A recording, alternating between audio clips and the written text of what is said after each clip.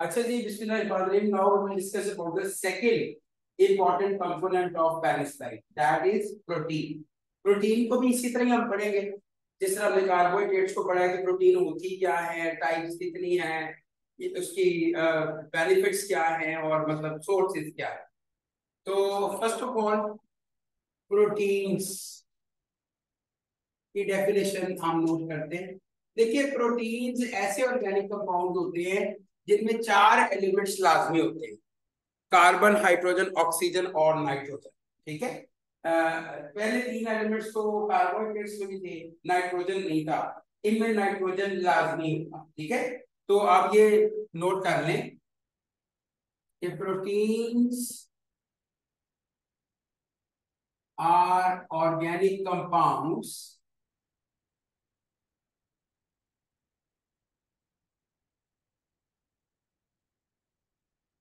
which contain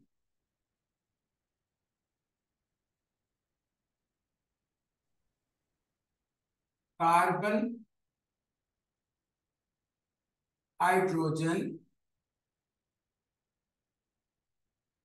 oxygen and nitrogen. ये 4 elements लाजमी होते हैं। और प्रोटीन्स जो होती हैं बड़े मॉलिक्यूल्स होते हैं, ये बड़े मॉलिक्यूल होते हैं साइज में, और ये छोटे छोटे जो मॉलिक्यूल्स हैं उनसे मिलकर बनते हैं, उनको हम अमाइनो एसिड्स कहते हैं। तो प्रोटीन्स किससे मिलकर बनती हैं? Amino acid. ये हम यहाँ पे लिखेंगे, while proteins are made up of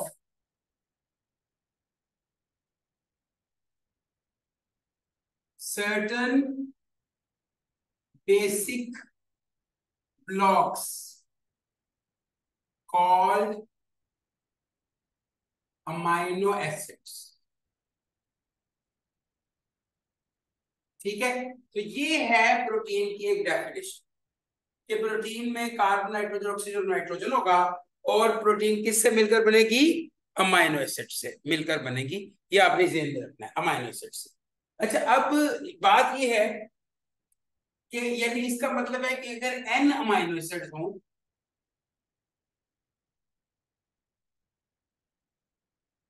तो मिलकर क्या बनाएंगी? Protein plus n water molecule यहां से रिलीज हो। मैं एक रिएक्शन करके आपको दिखाता हूं जनरली, कि जिसमें ये देखेंगे हम कि किस तरह से प्रोटीन्स अमाइनो एसिड से मिलकर बनती है। ठीक है। अच्छा, अब बच्चों याद रखें, बाज प्रोटीन्स ऐसी भी होती है, नोट कर लें, जिनमें इन 4 एलिमेंट्स के अलावा सल्फर और नाइट्रोजन भी होता है। नोट कर लें कि सम प्रोटीन्स में also contain sulphur and nitrogen. जिसका इंसुलिन है, इंसुलिन एक प्रोटीन है, उसमें सल्फर ब्रिज होता है, यानी सल्फर का एटम। ठीक है, तो सम प्रोटीन्स में आल्सो कंटेन सल्फर और फास्फोरस, लेकिन 4 एलिमेंट्स जरूर हो। अब जरा गौर करें, मैं आपको बता दूं प्रोटीन्स बनती कैसे। ये देखिए बच्चों, ये है एक कार्बोहाइड्रेट, ये मैं इसका स्ट्रक्चर बोल के बना रहा हूं।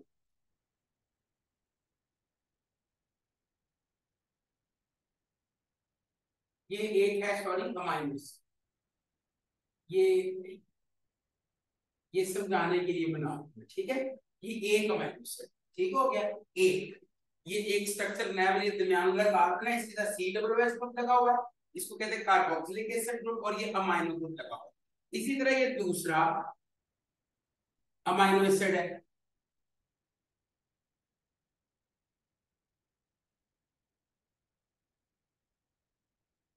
तो आप जरा गौर करना, ये बच्चों 2 अमाइनो एसिड्स।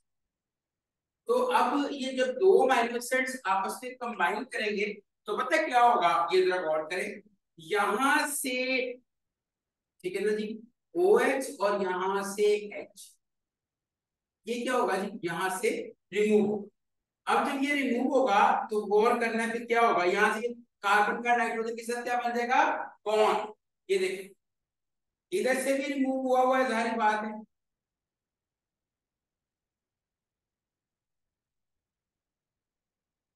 क्योंकि एक तो रिएक्शन ही ना हुआ, और ये बन गया कार्बन का नाइट्रोजन के साथ बॉन्ड, और ये इसके साथ हाइड्रोजन लगा हुआ है, ये कार्बन हाइड्रोजन, ये आर कहते हैं अल्काइल ग्रुप को।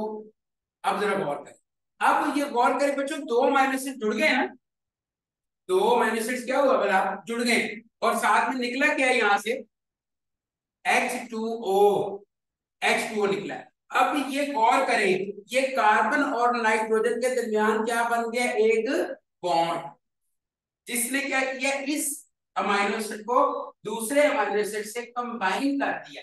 इस बॉन्ड को हम कहते हैं पेप्टाइड बॉन्ड।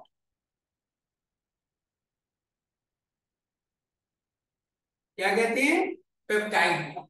जिस तरह कार्बोहाइड्रेट्स के अंदर कौन सा बॉन्ड होता था, ग्लाइकोसाइडिक बॉन्ड, इस तरह प्रोटीन्स में कौन सा बॉन्ड होता है, पेप्टाइड बॉन्ड।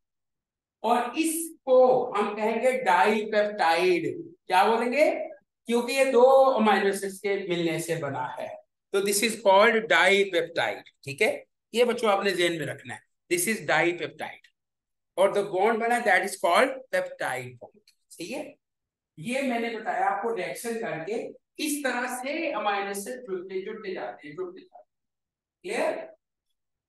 अच्छा, अब हमारा टॉपिक चूंकि प्रोटीन है, अमाइनो एसिड नहीं है, सिर्फ प्रोटीन, अमाइनो एसिड पे मैं बहुत ज्यादा बात नहीं करूंगा, सिंपल आपको दो तीन चीजें बताता हूँ, नोट कर लें। There are 20 different types of amino acids depending upon their chemical structure.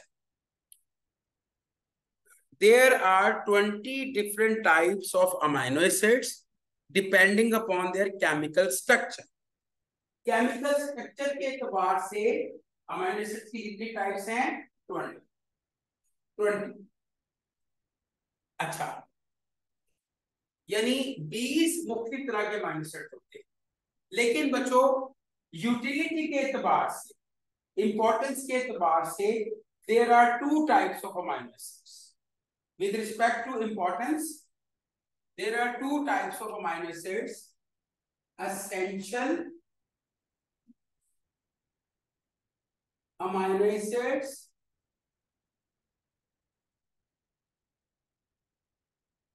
and some are called non-essential.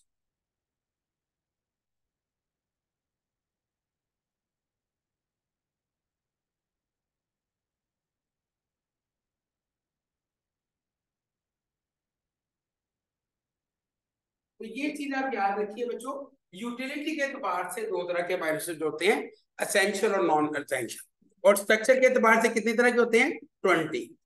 अच्छा, असेंशियल अमीनो एसिड्स वो हैं जो हमारी बॉडी मैन्युफैक्चर नहीं कर सकती।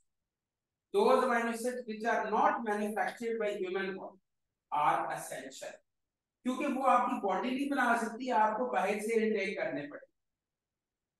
And non-essential amino acids are those which can be manufactured by human body.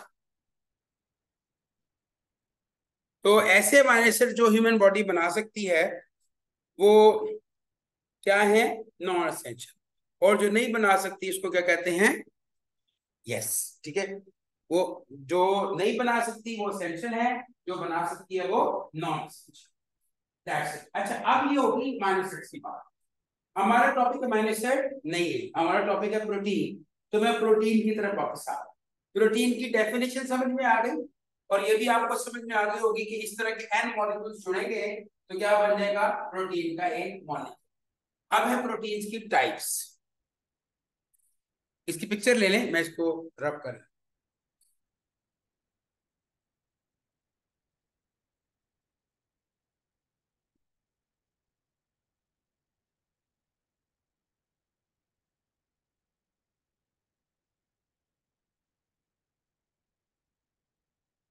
ले।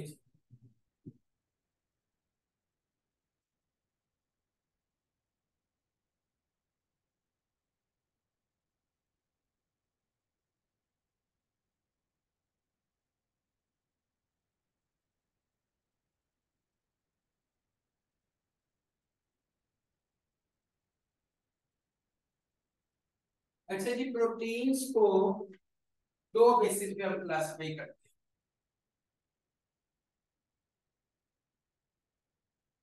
Classification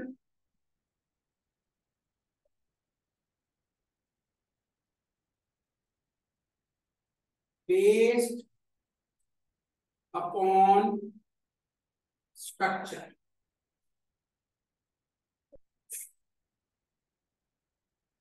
एक तो इसकी क्लासिफिकेशन है जिसकी बुनियाद structure, and secondly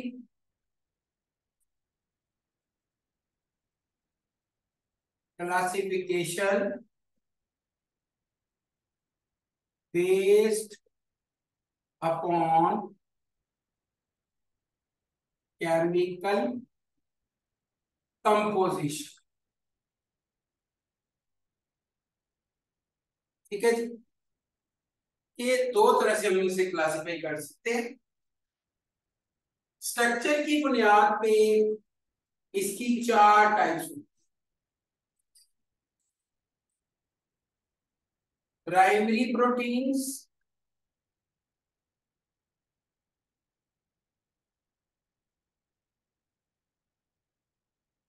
secondary proteins,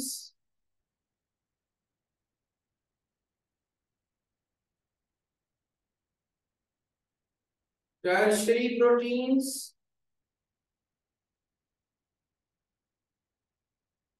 और क्वाटरनरी।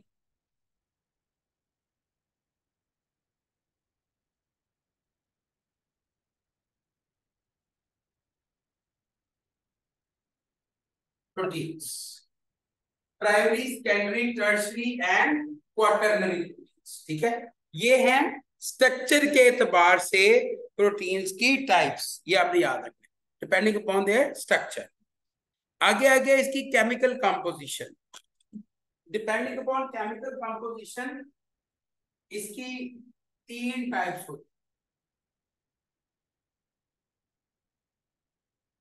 है। एक है जी, उसको हम कहते हैं सिंपल प्रोटीन्स।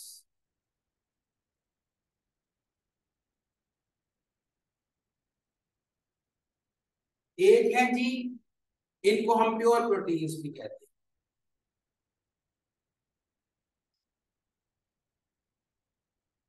इसके बाद है कॉन्जुगेटेड प्रोटीन्स।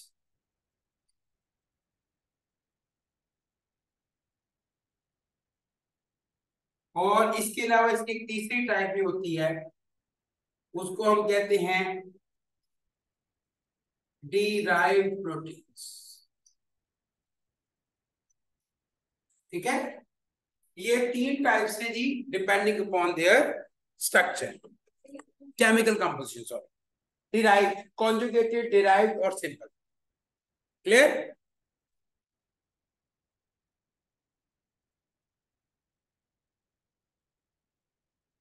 अच्छा, अब इनके स्ट्रक्चर के हवाले से अगर बात करें, primary proteins, primary proteins are single fold proteins, single fold structure. Single folded हो यानी सीधे सीधे मॉलिक्यूल जुड़े हुए हो तो प्राइमरी प्रोटीन है। टू फोल्ड स्ट्रक्चर हो तो कौन सी प्रोटीन है? Secondary protein. अगर थ्री फोल्ड स्ट्रक्चर हो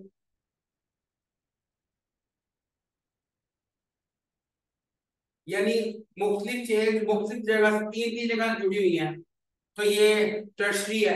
और अगर ये जो क्वार्टरनरी प्रोटीन होती है इनको ग्लोबुलर प्रोटीन्स भी कहते हैं, यानी इनमें मैनी फोल्ड स्ट्रक्चर होता है। मैनी फोल्ड, बहुत ज्यादा डिफरेंट जगहों से चेन्स जुड़ी होती है और वो जुड़कर एक बहुत ही बड़ा कॉम्प्लेक्स स्ट्रक्चर बना देती हैं। उसको हम क्या कहते हैं? Quaternary, quaternary protein. क्वार्टर से निकला ना, फोर फोल्ड, इसको मैनी फोल्ड स्ट्रक्चर भी कहा जा सकता है। इसको आप जरा ध्यान में रखें।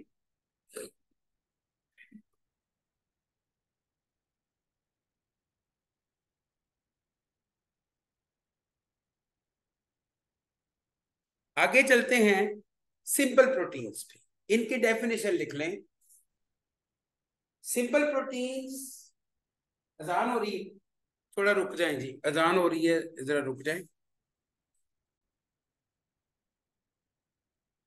अच्छा जी, now we will discuss about types of protein depending upon their chemical composition. So what are simple proteins? लिख लें कि those proteins which contain only amino acids are called simple proteins or pure proteins. They contain only amino acids. यानी ये वो proteins हैं जो जिनमें सिर्फ अमाइनो एसिड्स होते हैं, यानी अमाइनो एसिड के दरमियान कोई भी इम्प्योर मॉलिक्यूल और नहीं, सिर्फ और सिर्फ प्योर अमाइनो एसिड्स होंगे। तो ऐसी प्रोटीन को हम बोलेंगे सिंपल प्रोटीन या प्योर प्रोटीन। जैसे कि एग्जांपल मैं आपको दे रहा हूं, कैराटीन।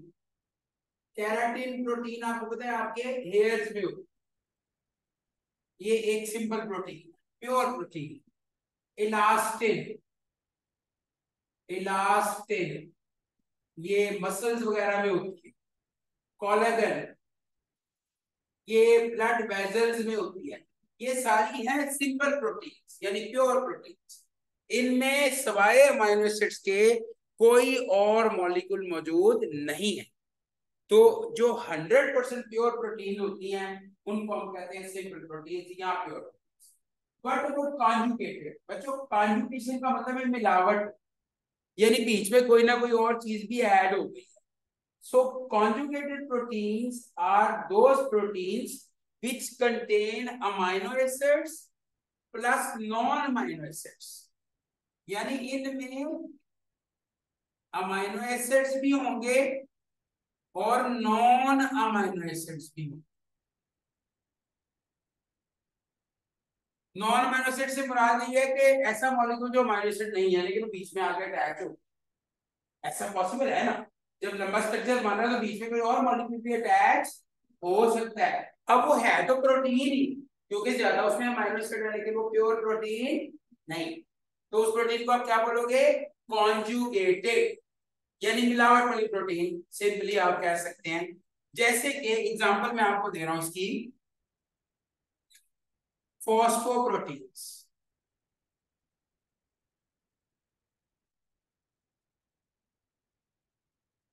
लिपोप्रोटीन्स,